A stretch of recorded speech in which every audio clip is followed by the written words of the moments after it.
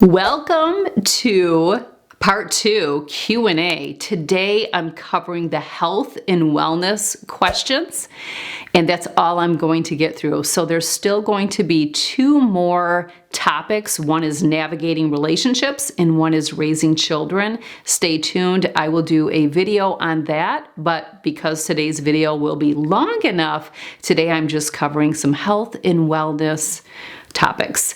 Let me also share that the day that I filmed this video, I am just a couple days shy of 6 weeks post-surgery, and I am feeling really good. I actually go to the doctor tomorrow, and I'm hoping that all of my restrictions are lifted so that I can get back to my normal workout routine, because I do miss picking up the weights. Walking only, while walking is nice and I do enjoy it, I'm ready to actually get into some exercise versus just physical activity, which is what walking is. And if you're part of 3 Week Intense, you know the difference between physical activity and exercise and the value of both in our life. So I'm going to address the questions. Thank you to everyone for submitting them. This video is going to be quite long, so let's dive in. The first question is, how do you research doctors for different health challenges? Yeah, this is really a tough one. I would say that I initially start with my family practitioner, my primary healthcare provider.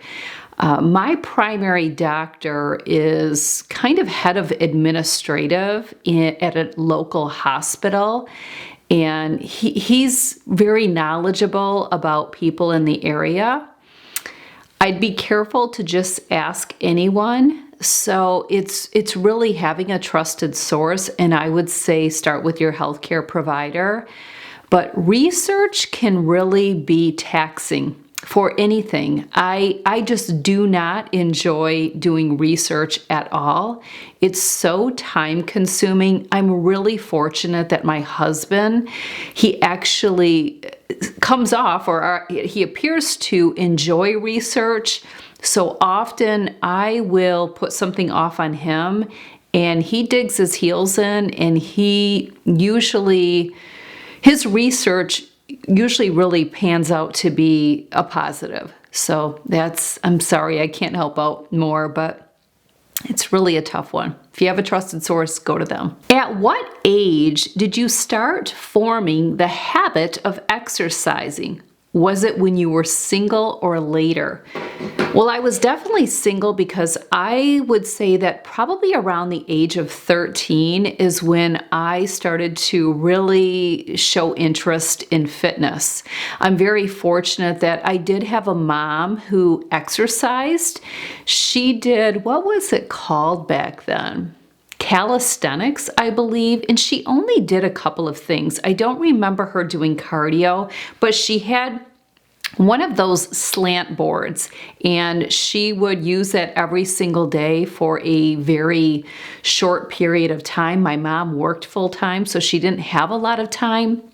But I believe when you were raised in a home where you witnessed a parent or your parents taking care of themselves in a physical way like that, you are probably going to be someone who may be more inclined later on in your life to do it. But I took a real interest about the age of 13. My mom had some Jane Fonda VHS videos in our home, and I would do them. And even when I was in high school, I took a weight training class and really just enjoyed the gym, enjoyed weights. I enjoyed getting fitness magazines as a teen, and always kind of aspired to have a body like some of these more bikini or fit models that were on these magazines.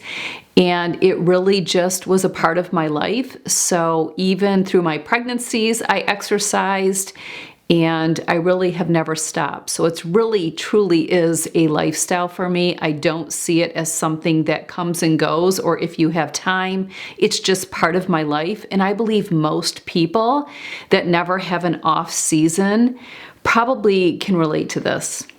How can someone gain willpower to eat healthy and exercise? I have zero willpower.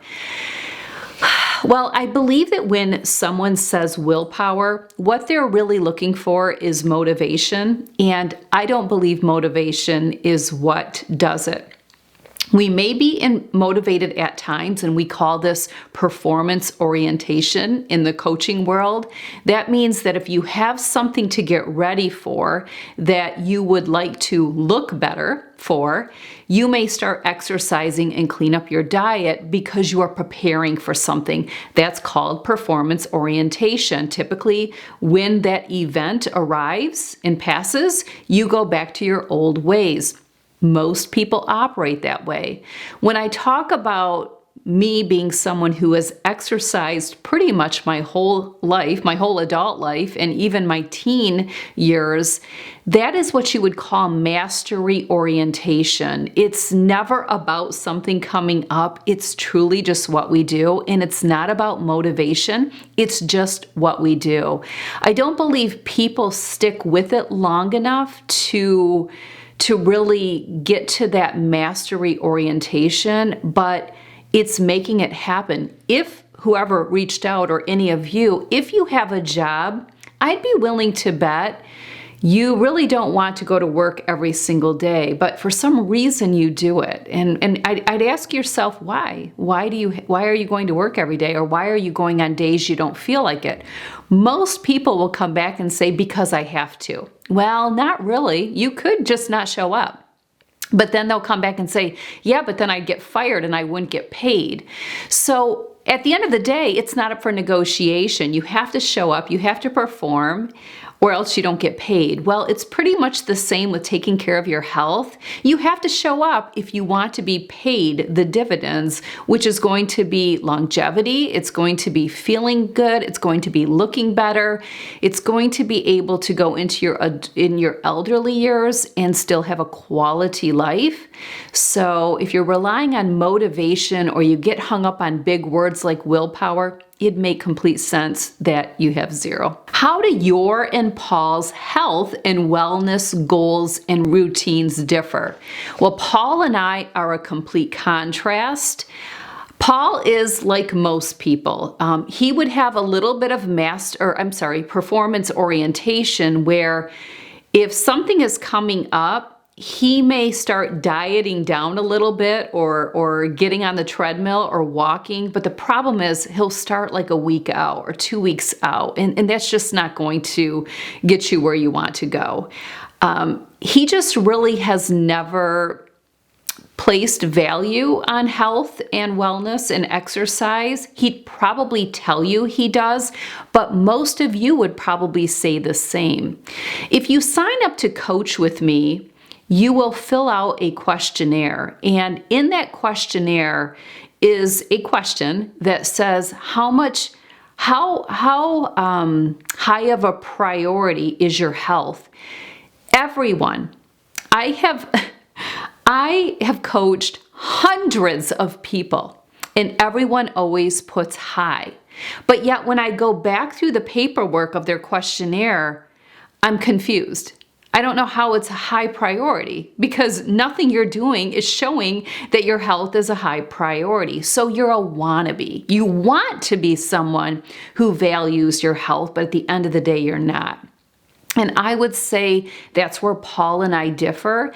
And I mean, clearly, if he wants to get inspired, I'm the person, right? It just goes to show you that we can't be motivated, inspired by other people, because he lives with inspiration, right, on a day-to-day basis, and still doesn't get the job done. You have to want it. So even in the last Q&A, when I talked about Paul giving up drinking, he did that. He did that on his own. And if he were to ever get into his health more and get into exercising on a regular basis, it's going to be his choice. I can't make that happen. Fortunately, His blood work comes back very, very well. I mean, his BMI, his weight would be a little high, but all in all of his markers are pretty healthy. I think he has good genetics, although I don't place a lot of value on genetics. That's a very small percentage of your overall health. What you choose to do in lifestyle and your environmental factors is going to play the biggest role, but he walks so many, for 36 years while working at the corporation that he does in manufacturing, he walks 6 to 12 miles per day. And I believe that right there has probably really helped him, and he'll just really have to think about what he wants to do when he retires to maintain something like that. We'll tackle that hurdle when it comes, but that was kind of long, but I think it was worth expanding on.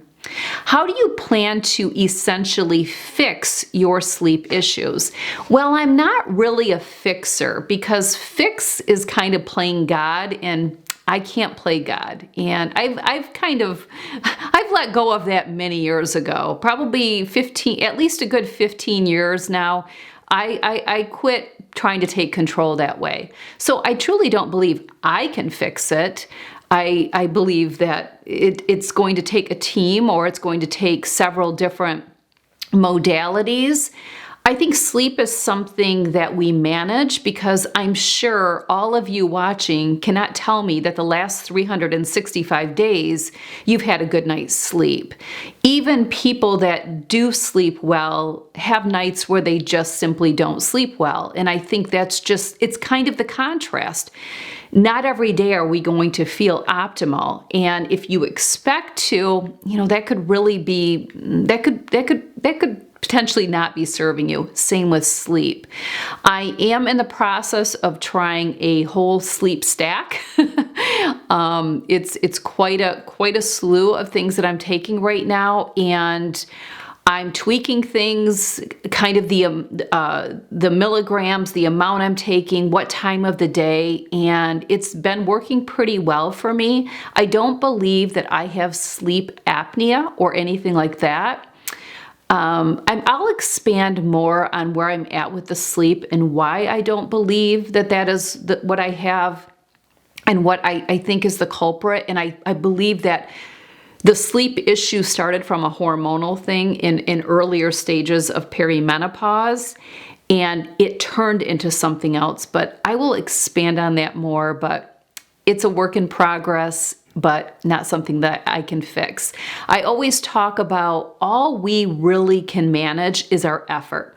If we're putting effort in, we have to celebrate that win. Outcome, we can't play God. We don't know the outcome.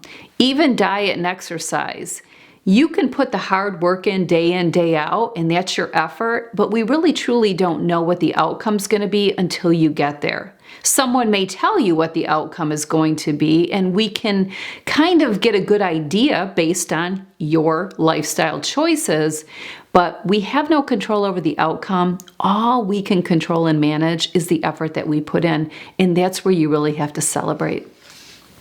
Great question. I'm in my early 40s experiencing sleeping problems. Anything you've discovered that works? Well, I would say probably if you're in perimenopause, which you could be at early 40. I started perimenopause at the age of 39, but it's different for everyone. And I would say 39 is pretty early. And I'm phasing into menopause. I have not been a full 12 months without a period, but it's been sporadic over the last year, and right now I think I'm about 3 months without a period. So, and my blood work that I'm getting done quarterly is showing I'm right there. Most women, when they got on progesterone, 100 milligrams, 200 milligrams, even maybe a low dose of 50 milligrams if you're in the early stages, many women will share that they had really good success with that. I can't really say that I witnessed that because I'm on 200 milligrams, which is a pretty high dosage every single night. It's really being your own health warrior, your own health advocate, and really trying to just do your research. Again, it's taxing, but I would say jump on a cardio machine and do some research and make sure you're researching the right sources.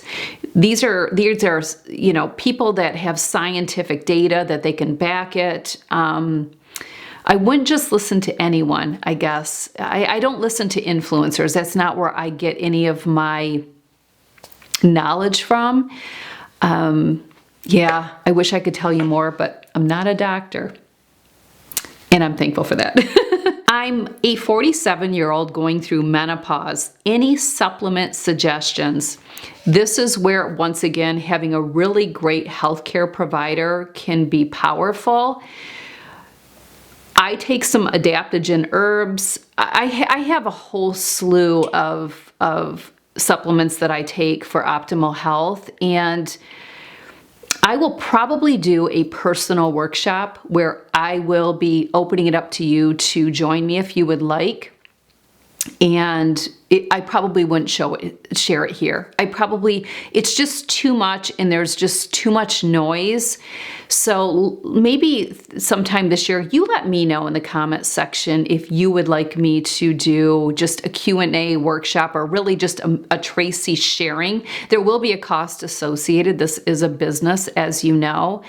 But yeah, I could probably do where and again, most of my workshops and webinars, we cap at 100. So let me know if you'd be interested, and I could just do a sit down and share with you what I'm taking, what the supplements could help with, and then you would just have to try to gauge from there if you see that it could bring value, because your symptoms and how you feel are going to be the first thing to troubleshoot. I do work one-on-one with my clients, and although I do not advise on supplementation, we do talk about it because I am a health and wellness coach, and it's based on what they're sharing. But if your diet stinks and you're not getting physical activity and you're not protecting your sleep and you're not well hydrated and you're not managing stress, generally, if I'm working with you, I am going to say, let's take care of that, and let's look 3 months from now what we're looking at and how you're feeling. Because if you make those lifestyle changes,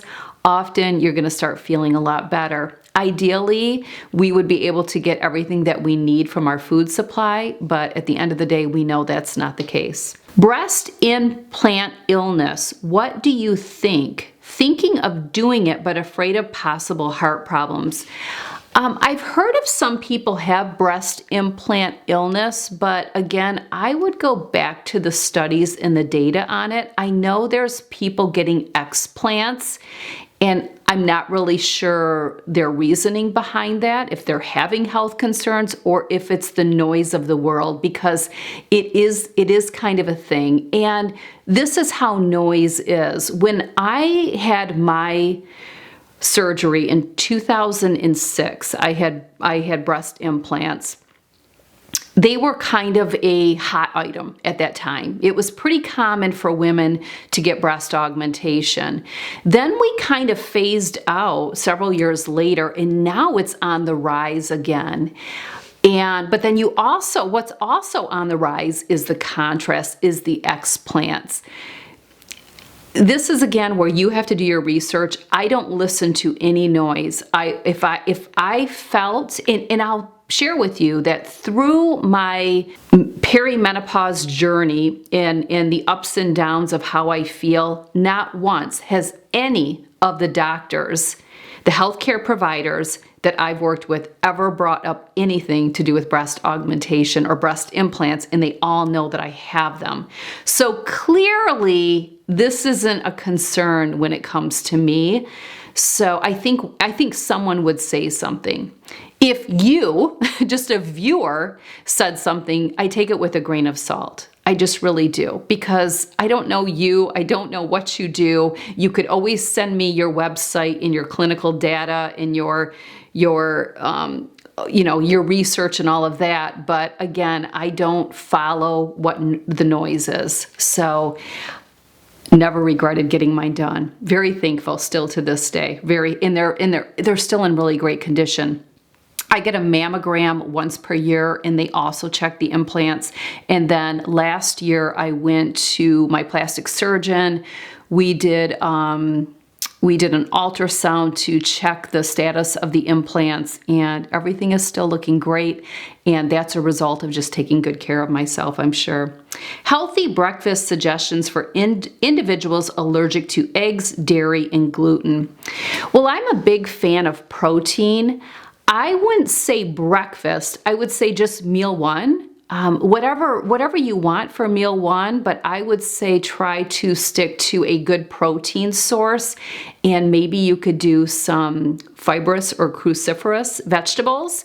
Who says that you need to have eggs? I think, again, noise, tune it out. You can have whatever you'd like. If you'd like tuna or chicken or salmon for breakfast, and maybe put some broccoli or asparagus or spinach with it, it's really going to be whatever you like. I don't know what you like, so I really can't help you. But if you're struggling, work one-on-one with me, and we can help to create a diet that you'll be happy with.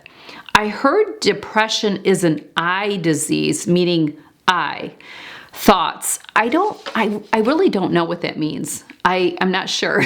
I would say that so again, I can't respond to that because I'm not sure what that means. I think it's unfortunate that so many people believe that they're depressed when maybe they're really not. Because I have a lot of days I don't feel good. And a lot of days that I may feel the blues or be in a slump or a funk, but that's not being depressed.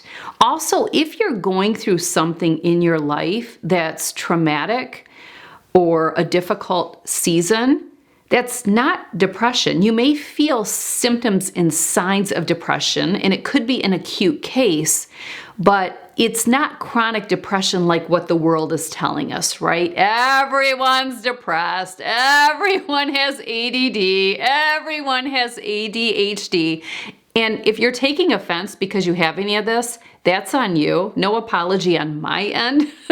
That's just how you're taking it. What one person says and what someone hears are two different things. My point is these terms are thrown out there too loosely. So if you are a sufferer, how do you feel about other people proclaiming to have what you have because they had a bad day? Probably doesn't bear weight with you. So while we truly know that there are people that suffer from these, most people are self-diagnosed. I could self-diagnose myself all day long having ADD, ADHD, OCD. and I coach a lot of clients that have self-diagnosed themselves. And once you do that and you start believing your own noise or the noise of the world, you're going to show up with those symptoms, right? It's like the placebo effect. If someone told you, well, maybe you're depressed, now you may truly believe that, and then you may come off depressed. We're all going to have bad days. We're all going to have periods in our life that we're sad. And I think it's unfortunate that even our kids, parents are diagnosing their kids when truly there's nothing to diagnose. Maybe they're just down in the dumps. Maybe they're going through a rough patch. If I look at my high school years, I would never go back. I mean, could I go back and say, I was one depressed individual? No, I wasn't depressed. I certainly just did not enjoy my teen years, in my high school years. I mean, there were good moments, don't get me wrong, but when people say they'd go back to that, never. I love being an adult. I love being an adult. So yeah, I don't know what the eye disease means, but I definitely have my thoughts about depression and truly being clinically depressed, chronic depression versus an acute case of depressive type symptoms, which who doesn't experience those, right? We all do. How do you handle sexual harassment in everyday life while grocery shopping, walking, etc.? Well, I'm not sure I'm guessing this person is asking about them because I'm not sexually harassed at the grocery store or walking. I don't even go places most often. I don't know because I haven't been in a position where I've had to handle it, but I think this also is a lens While someone may see something as sexual harassment, another person may not see it that way. Another person may simply feel flattered if you're walking down a grocery store aisle and you pass a gentleman and he kind of nods, as men do, they give you that nod.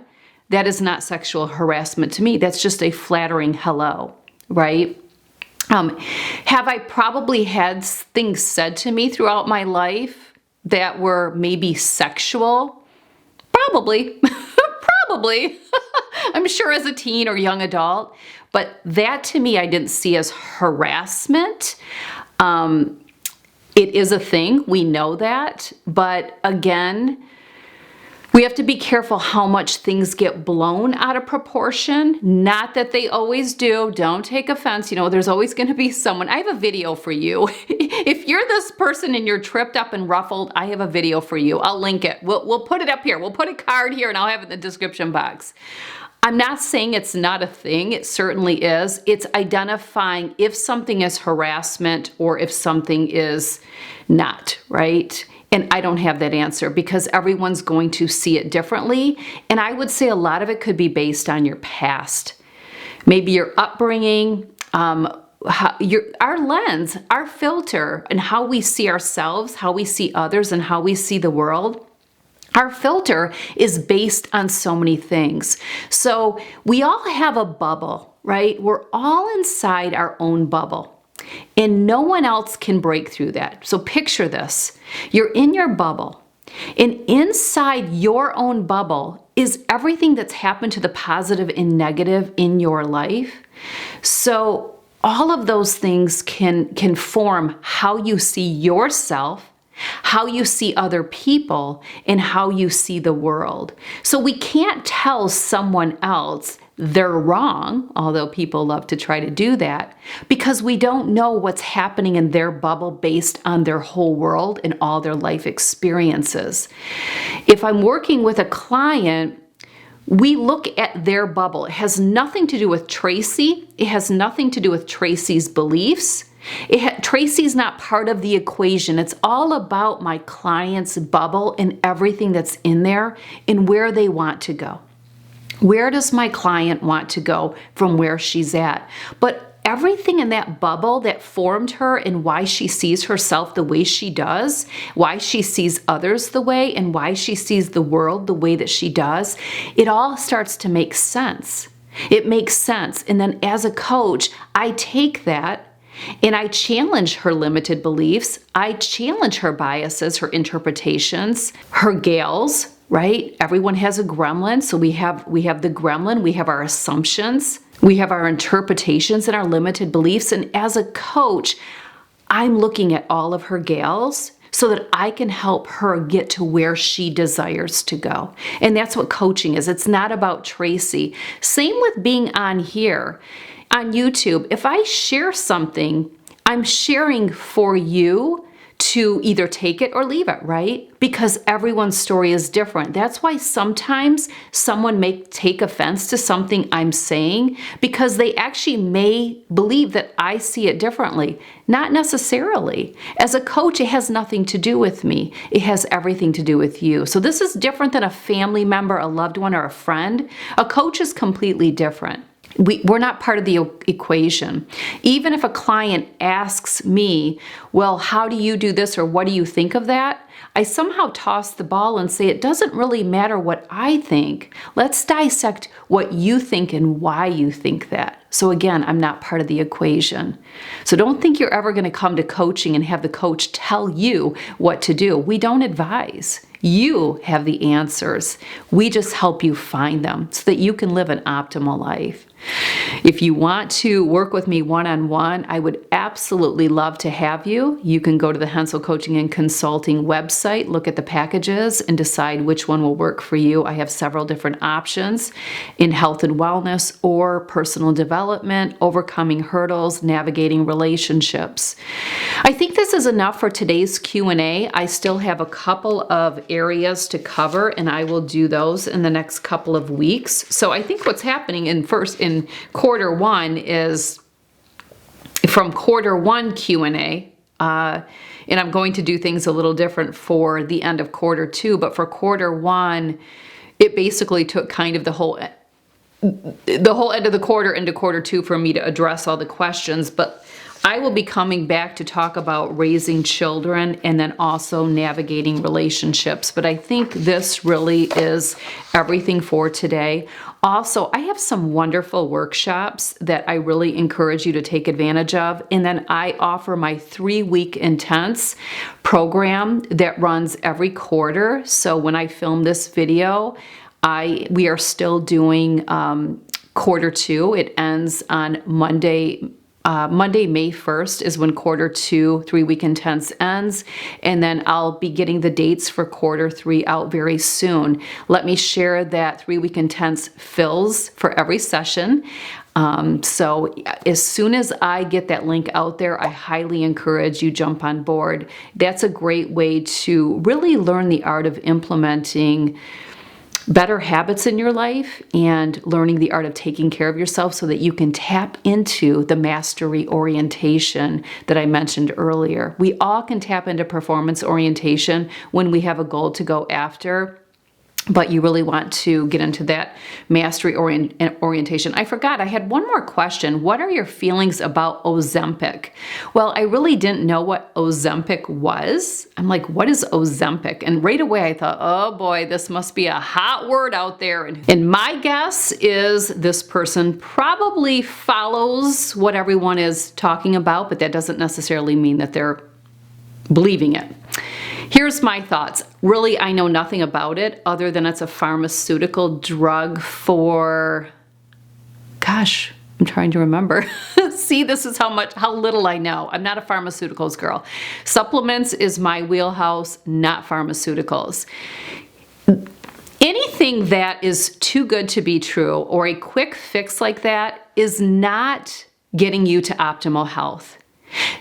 Optimal health is going to require you getting off your tushy and getting your body moving. And I don't just mean physical activity. I don't mean just walking. That's not enough.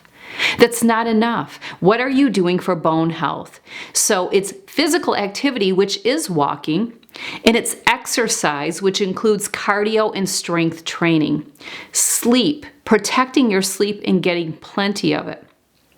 It's eating a nutritionally dense diet with very little treats, right? You're still going to get them, but you have to eat a nutritionally dense diet. You have to manage your stress. You have to stay hydrated. Okay, there's so much that goes to optimal health. So taking this Ozempic, which I'm assuming is a pill in a pill form, is just putting a Band-Aid on a wound and just keeping you from actually living your life. Again, effort is what is going to bring you the most value to your life. I don't support these. Get on a treadmill. Let me say that again. Get on a treadmill. Yes, you heard me. Get on a treadmill and clean up your diet. There's no better way to put it. If you're struggling with down days or being in a funk, get on a treadmill. Get on a treadmill. Release those feel-good hormones. Everyone wants a quick fix. How is that serving you?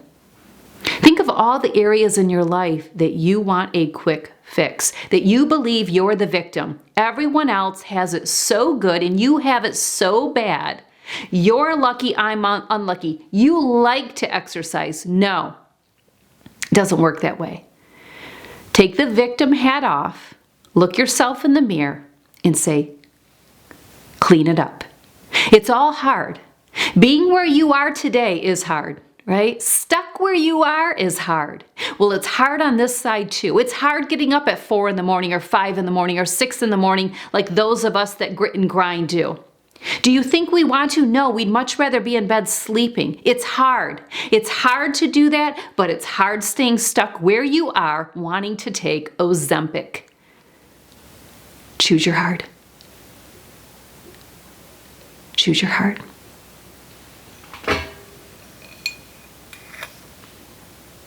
Yeah. That's what your coach is going to tell you. Choose your heart.